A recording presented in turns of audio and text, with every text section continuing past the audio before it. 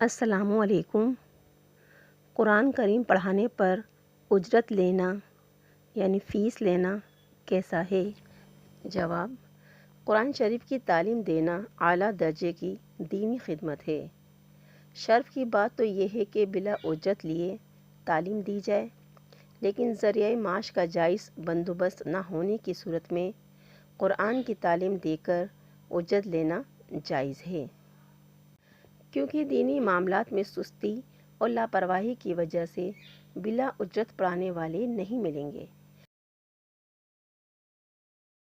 اور دین کی حفاظت جو کہ قرآن و حدیث کی حفاظت کے ذریعے ممکن ہے، اسے حفاظت دین کی ضرورت کے پیش نظر فقہا نے تعلیم قرآن حدیث اور نیز امامت پر اجرت لینے کو جائز قرار دیا ہے۔